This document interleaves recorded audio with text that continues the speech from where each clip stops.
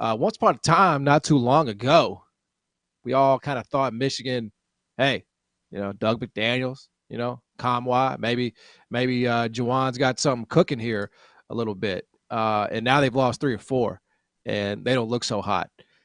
From a perspective, Jeff, has Juwan lost the momentum here? I mean, it felt so good after that year where they make that run in March, and you think, oh man, Juwan as a man of the program, one of maybe he's the guy to do it. It just feels to me like they've lost all the momentum here. Do you agree with that? And can Juwan get it back? So I thought he was the outlier. And by that, I mean the former NBA player with $100 million in his bank account that can go to college and coach and win at a high level. Most of them have failed. I mean, look at them: Chris Mullen, Patrick Ewing. You can go down the line, and most of the Clyde Drexler years ago, like all these dudes have failed pretty much. And Juwan was doing so well; he had him a step away from a Final Four in the bubble. But you look at it and you say, like, all right, was that John Beilein's culture? Those were John Beilein's, a lot of his players. And now last year he lost a lot of momentum with Hunter Dickinson, who you see is one of the best players in the country, and 2 first-round picks, one of which was his son.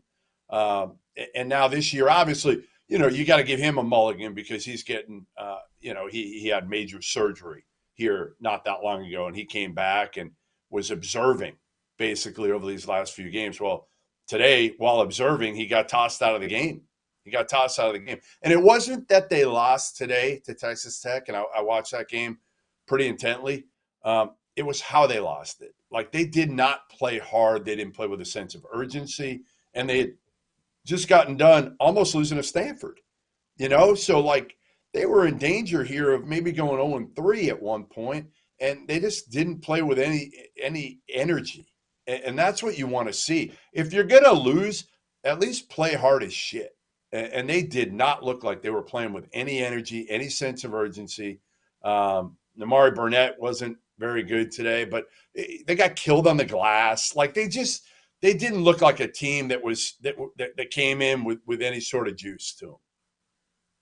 Yeah, Jarrell. I mean, we're talking about the Big Ten, and even as down as it may be, when you watch this Michigan team, do you see a team that can survive that? I think they'll still end up being in the top half of the conference once we get to or get around to that time. But I mean, like Jeff said, just really no passion, no intensity. Again, for me, just no real desire or will to guard. It's not like Texas Tech is some offensive juggernaut.